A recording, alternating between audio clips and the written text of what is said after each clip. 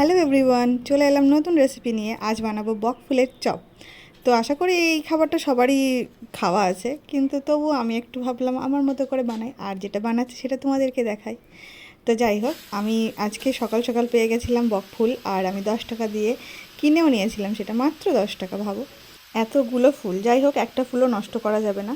দেখো, আমি ফুলগুলোকে ফার্স্টে ধুয়ে নিয়েছি, এবং এর মাঝখানে যে কেশরগুলো আছে সেইগুলোকে আমাদেরকে বাদ দিয়ে দিতে হবে, কারণ ওইগুলো সিদ্ধ হতে চায় না।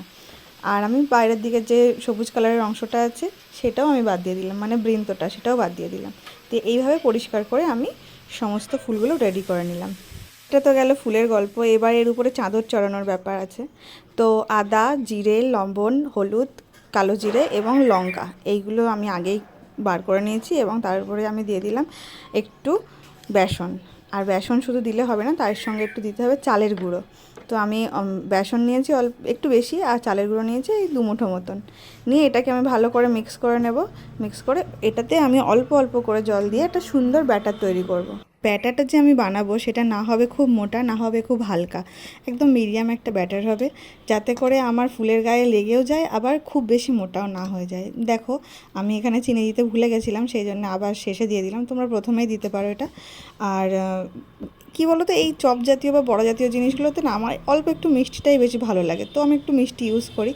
দেখো, ঠিক এইরকম হবে ঘনত্বটা, না হবে বেশি মোটা, না হবে বেশি হালকা। তো যাই হোক, এবার আমি তাড়াতাড়ি করে গ্যাসটা জ্বালিয়ে নিই, এবং ভাজা হয়ে গেলেই খাওয়ার জন্য বসে আছে, মানে আর কি সবাই, আমিও। তো এই যে আমি একটু হাতটা দিয়ে দেখে নিলাম তেলটা গরম হয়েছে কি না, এবং তারপরে একটা একটা করে ফুল নেব, ব্যাটারে ডোবাবো আর তেলের মধ্যে ছেড়ে দেবো। ব্যাস হয়ে গেল। তো তোমরা কে কেমন জিনিস খেতে ভালোবাসো পকোড়া টাইপের, আমাকেও একটু বলো। আর অবশ্যই আমার রান্না কেমন লাগছে আমাকে জানিও।